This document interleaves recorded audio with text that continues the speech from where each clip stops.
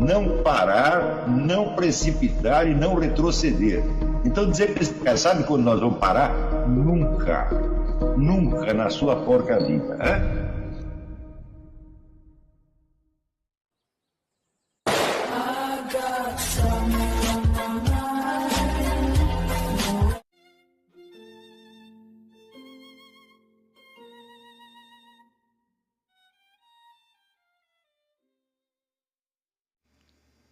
E aí pessoal, tranquilo? Então vem aqui antes do vídeo começar, pedir para vocês se inscreverem, quem não for inscrito, compartilhar, curtir, comentar. Quem puder seja membro do canal, que isso ajuda bastante. Tem também o link do Apoia-se. Quem puder ajudar nosso canal e apoiar financeiramente vai ser muito bem-vindo. Mas o mais importante é transmitir o conteúdo e os conhecimentos do professor Olavo de Carvalho para mais e mais brasileiros. Então compartilhe e ajude aí nossa causa. Muito obrigado a todos os membros, apoiadores do canal. Fico muito feliz. Tenho certeza que a gente está no caminho certo. Então fiquem com o vídeo e até mais. Valeu! O que nós vamos procurar é aquilo que os escolásticos diziam assim: em vez de você acreditar somente naquilo que as pessoas do seu meio acreditam, da sua sociedade acreditam, nós vamos buscar aquilo que, diziam os escolásticos, todos sempre e em toda parte acreditaram. Aquilo que é crença comum da humanidade. De certo, isso é muito mais poderoso que a crença comum da sua sociedade, com condição de que você o conheça. Então, logo você obteve esse plano de referência, você não está fora da cultura de massas, mas você está imunizado contra o que ela pode ter de incapacitante e de estupidificante.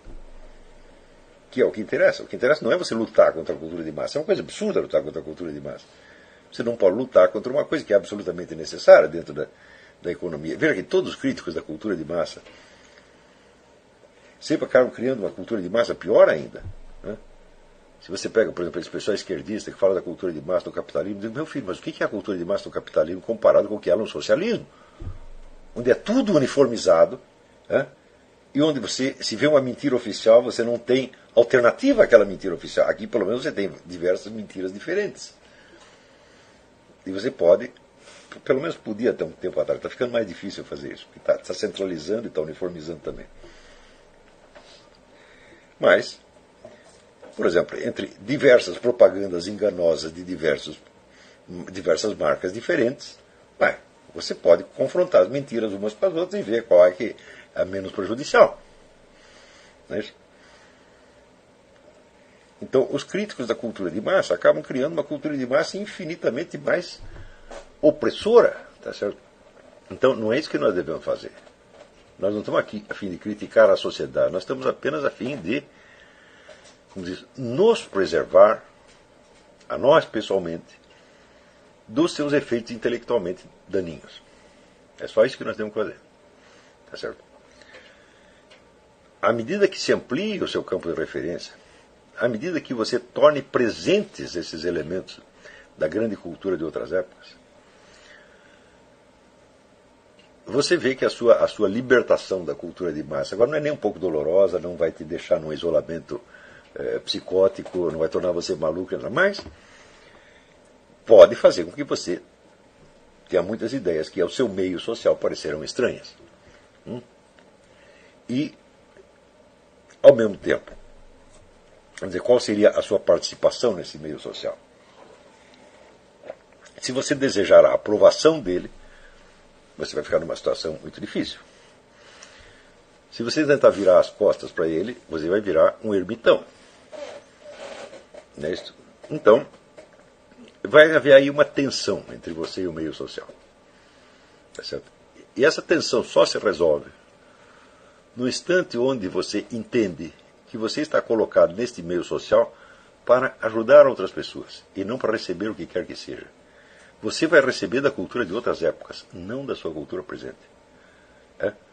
Você não vai se alimentar da Folha de São Paulo, você não vai se alimentar da Rede Globo, você não vai se alimentar da USP, você vai se alimentar de Aristóteles, São Tomás de Aquino, de Dante, de Goethe, de Shakespeare. Tá certo? Você vai se alimentar do que houve de melhor, porque no fundo a cultura é isso, o que foi, Matthew Arnold dizia, o que foi feito de melhor pelos homens melhores. Esta vai ser o seu campo de referência. E é a estes que você tem que prestar satisfação. Aos outros você não tem que prestar satisfação nenhuma, você pode ajudá-los. E se eles não quiserem ser ajudados, você os manda lamber sabão, porque você não vai perder nada, quem vai perder são eles. Então, você vai ter que ter uma atitude benevolente para com a sociedade, mas uma atitude ao mesmo tempo superior. Então,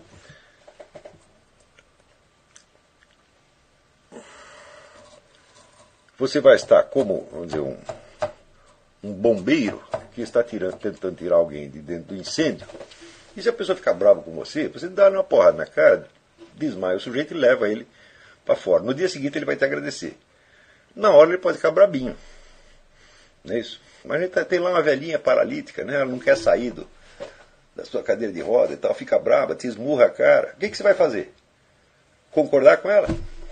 Não, você vai tirar ela no muque. Não é isso?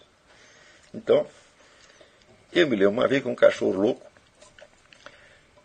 invadiu lá uma festinha de criança, a festa de uma vilinha. Né? Um parente meu tinha um cachorro, o cachorro chamava Caráter. E o Caráter pegou hidrofobia. E sumiu e voltou no meio de uma festa de São João, cheio de criançada ali na vila. Puta, mordeu todo mundo. Né? Pô, daí tinha que catar aqueles desgraçados para levar para tomar a tal da vacina antirrábica, que é injeção na barriga, uma coisa horrorosa. Os meninos fugiam. Então o que a gente fez? A gente chamou a polícia para ajudar. Todo dia que né, nós e mais um bando de polícia catando os moleques, né, para levar a força. Ninguém gostou, evidentemente, mas eu não ia perguntar se eles estavam gostando ou não. Aí você tem que fazer. Então, muitas vezes, do ponto de vista intelectual, nós estamos exatamente na mesma posição. Então, meu filho, eu vou dizer uma coisa aqui que você vai achar um absurdo, você vai ficar com raiva de mim, você vai me diagnosticar de psicopatologia, você vai fazer o diabo. Eu não vou nem ligar, porque eu não quero saber o que você pensa. Você é uma besta quadrada, não está sabendo de nada, está chegando agora, e eu sei o que eu estou fazendo. Então, eu vou continuar falando aquilo. E você, que ficou tão brabinho no começo, passar 2 ou 3 anos, você vai começar a pensar um pouco e vai ver que eu tinha razão. Isso já aconteceu tantas vezes, mas tantas vezes, que já virou rotina. A mesma coisa vai acontecer com vocês. Vocês, à medida que vocês aprendem, então vocês vão criar umas opiniões que serão rejeitadas no seu meio. Se você quiser a aprovação dessas pessoas, elas vão te esmagar. Mas você precisa aprender a ter uma relação com elas, que é um tipo diferente do que você está acostumado a chamar de amor ou de afeição. Você está acostumado com uma afeição que é retribuída. Mas você pode ter uma afeição que não é retribuída, porque a retribuição seria demasiado miserável. Você diz, meu filho, que eu vou te ajudar, eu não quero nada de você, porque tudo que você tem para me dar, para mim não significa nada. Tá certo? Então, aí, você começa a ter amor ao próximo num nível um pouco superior. É o amor sem recompensa. E aí você está fazendo o trabalho divino. Entendeu? E isto é uma satisfação muito maior do que, vamos dizer, a afeição de todo o seu meio social. Espero que vocês me entendam. Quer dizer, esta é uma experiência que eu tenho com muita frequência. Tá certo? Eu sei que eu estou tentando ajudar as pessoas e elas estão loucas da vida comigo. E, quando elas passarem a gostar de mim, não vai fazer a mais mínima diferença. Entendeu? É exatamente a mesma coisa, porque não tem nada para me dar. Né? Então, eu estou fazendo isso, por quê? Porque Deus mandou fazer isso, e não porque eu preciso da sua maldita amizade. Entendeu? Se quiser ser meu amigo, ótimo, é bom para você. Se quiser ser meu inimigo, não vai fazer a mais mínima diferença. Todos vocês vão ficar na mesma posição mais dia menos dia. Se continuarem estudando e se fortalecendo, então vocês vão ficar exatamente nesta posição. E eu garanto para vocês que é muito melhor esta posição do que, né, a de um membro comum da sociedade, que precisa ser aprovado por ela, etc, etc, etc. E também muito melhor do que a do marginal ermitão que está contra todo mundo. Tá certo? E também infinitamente melhor do que a do revolucionário que pretende mudar toda a sociedade. Aqui nós não pretendemos mudar toda a sociedade, nós estamos aqui ajudando pessoas. Quer dizer, podemos até ter uma ação transformadora dentro de pessoas, mas são indivíduos humanos. Tá certo? A nossa pretensão não vai até de reformar a sociedade inteira. Eu acho que ninguém tem capacidade de reformar a sociedade inteira. Todo mundo que tenta fazer só dá caca, vocês sabem perfeitamente disso. É isso. Quer dizer, quem é um sujeito mais idealista do que Lenin, né? Ou Hitler? Tem as ideias, tem umas ideias incríveis aqui e tal, vamos aplicar isso aí, é ferro e fogo para todo mundo. Ninguém pode ter conhecimentos a esta altura. Nós temos conhecimento suficiente para ajudar uma pessoa, um grupo. Tal. A sociedade inteira ninguém tem. Né? Então, nós nunca somos superiores à sociedade. Nós podemos, vamos dizer, nos tornar independentes e imunes a certos males que tem nela. Tá certo? Mas algum serviço você vai ter que prestar a ela para justificar a sua existência. Tá certo? E você também não pode se colocar acima de todo o julgamento que todas as pessoas farão. Você vai se colocar acima de um certo tipo de julgamento, que é o julgamento a partir de estereótipos e de preconceitos, etc, etc. Mas também é só isso. Muito bem. Quando se rompe a unidade da cultura e os representantes da alta cultura já não têm mais a mesma linguagem das pessoas comuns, tá certo? Então acontece que a cultura, a alta cultura, tende a se tornar artificial e inteiramente desnecessária. Ela já não diz nada a ninguém. Como é que nós podemos corrigir isto? Nós podemos corrigir por quê? Primeiro, a ruptura nunca é total. Alguns elementos da antiga cultura unitária sempre permanecem. E segundo, se você estudar, você descobre como eram as coisas no tempo que a sociedade tinha uma cultura mais unificada, tá certo? E você pode falar às pessoas não para a consciência que elas têm no momento, mas para aquele resíduo de recordação ou de aspiração, tá certo? Que sobrou da herança histórica da cultura unificada. Então, isso quer dizer o seguinte: o cidadão de hoje ele pode ser uma mente totalmente deformada pela cultura de massas, tá certo? Mas é só a sua razão refletida que está deformada. A razão espontânea continua funcionando do mesmo modo. É claro que as pessoas podem estar, vamos dizer, tão divididas. Quer dizer, se a cultura é dividida, as pessoas ficam divididas também. Elas podem estar tão afastadas da sua razão espontânea que, como eu digo, elas preferem uma mentira que elas mesmas inventaram, né, antes que uma realidade percebida. Ou podem preferir a mentira que elas compartilham em comum com outras pessoas a uma verdade que elas perceberam sozinhas. Ou seja, nós chegamos ao ponto da negação da razão espontânea. E daí a razão espontânea começa a aparecer só inconscientemente, como no caso do baralho. Não foi o sujeito que percebeu a coisa do baralho, foi a mão dele. A mão é mais inteligente que ele. Então, aí nós temos que ajudar essas pessoas a se aprofundar um pouco dentro de si mesmas, vamos dizer, a diminuir o ritmo do seu falatório mental, para que elas possam voltar a perceber coisas que elas já sabem. Isso leva algum tempo. Agora, o mais difícil é o seguinte, é que esta realidade que é sabida no nível da razão espontânea e negada no nível da razão refletida, ela chega a aparecer na consciência de maneira invertida, aparece como um fantasma, como uma coisa terrorífica, como uma coisa horrível. Isso acontece com muita frequência. Ou seja, aquilo que o sujeito sabe perfeitamente, mas que ele não quer saber, aparece para ele exatamente como a fórmula da mentira, do mal, tá entendendo? De tudo que ele odeia. Na verdade, isso é ódio a si mesmo. Ele está se odiando a si mesmo. Está pegando a melhor parte dele mesmo, jogando no lixo. E trocando por uma coleção de estereótipos que ele absorveu aí da Folha de São Paulo, do Globo, etc, etc, etc. Então, eu vou dar um exemplo de como se deforma a cabeça das pessoas hoje. Como é que é fácil deformar.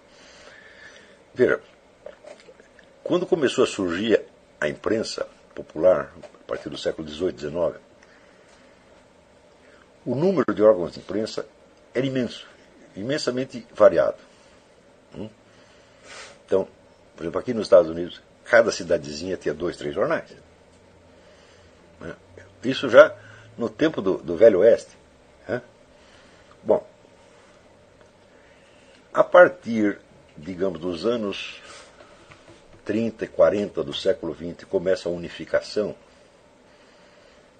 dessa mídia. Ou seja, os maiores começam a comprar os menores. Então você tem, por exemplo, redes de jornais, onde o sujeito tem, uma mesma empresa tem 400 jornais. E os jornais pequenos vão fechando, eles não aguentam a concorrência. Ora, se você compra vários jornais, você não vai manter 400 redações diferentes, você vai demitir 80% da redação, e você vai ter uma central que distribui a notícia para todos os jornais, e só tem lá mais 2 ou 3 redatores para dar um toque local, para fingir que o jornal é local, quando na verdade ele é igualzinho ao jornal da capital. Entendeu? Mesma coisa com canais de televisão e estações de rádio. Estações de rádio, menos, porque aqui, por exemplo, é muito fácil abrir uma estação de rádio. Né? Então, no rádio você ainda conserva alguma diversidade. Mas nos jornais, não. Você pega o jornal de interior aqui, você vê que quase todas as notícias dele vêm de uma central. Ou vem das mesmas agências de notícias, ou vem do jornal matriz, que distribui para vários. Né? Por uma empresa que começou a fazer isso no Brasil, foi a Folha de São Paulo. A Folha de São Paulo comprou um monte de jornais, então os jornais só tinham diferente o título. Né? O título é a primeira página. O conteúdo interno era o mesmo conteúdo da Folha, diminuído e recortado. Né? Então, eu me lembro, por exemplo, quando a Folha comprou a Última Hora era um jornal enorme que tinha. Eu lembro da antiga redação da Última Hora ali no Anhangabaú. Né? Era um imenso negócio, de centenas e centenas de pessoas. A Folha comprou a Última Hora e começou a fazer a Última Hora com 20 pessoas. Quer dizer, tinha o mesmo título, mais ou menos a mesma capa, né? Mas o conteúdo todo era o conteúdo da Folha. Mudava um pouco a primeira parte. Então, a mesma coisa nos canais de televisão. Então, esta centralização permite que um número reduzidíssimo, tá certo, de empresas fabrique o senso comum. Como é que fabrica? Dizendo a mesma coisa desde fontes aparentemente diferentes, que no fundo são a mesma fonte. Então aparecem 400 publicações aparentemente diferentes, concordando no mesmo ponto. Não é concordando no sentido de que houve um debate e eles tomaram um lado. Não, não tem debate. A conclusão já é afirmada previamente ao debate. Não é isso? Ora, o cidadão comum, vendo esta unanimidade, ele não tem nem imaginação para escapar disso. Ele acaba acreditando naquela coisa. Ora, sobretudo, isso se faz hoje no que diz respeito à ciência. O cidadão comum acredita que existe um consenso científico que já estabeleceu certas coisas como verdadeiras. E quem quer que siga contra as coisas está contra a ciência. E agora, como se forma um consenso científico? Através da confrontação de hipóteses. A confrontação de hipóteses é o próprio método científico. Onde não houve confrontação de hipóteses, não houve investigação científica nenhuma. Portanto, eis aí uma recomendação.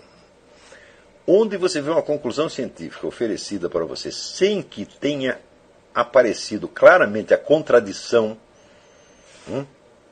o confronto de hipóteses contraditórias é empulhação. Sempre é empulhação. Não há uma única exceção. Porque, se existe um noticiário científico verdadeiro, ele acompanhará as pesquisas científicas. E as pesquisas são feitas de contradições.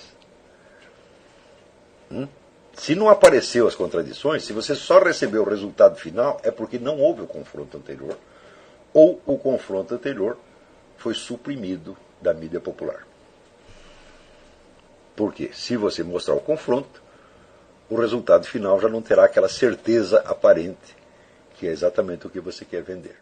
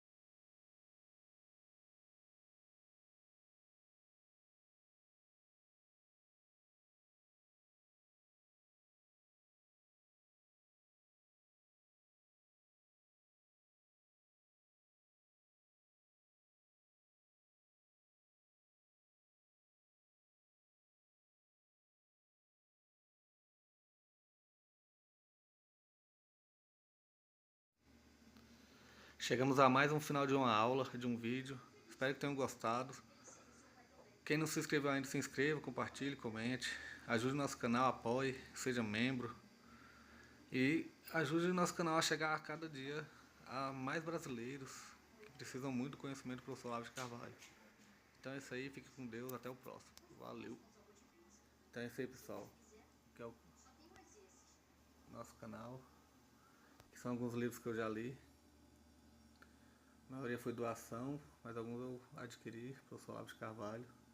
Alguns livros se perderam aí que eu emprestei. Professor Alexandre Costa. A Bíblia Sagrada. 10 lições sobre Karl Marx. Indico a não ler esse livro, que é muito ruim mesmo. Alguns pensadores aqui que realmente, como o professor Olavo de Carvalho disse, não são pensadores. Valeu, tamo junto aí. Apoie nosso canal, seja membro.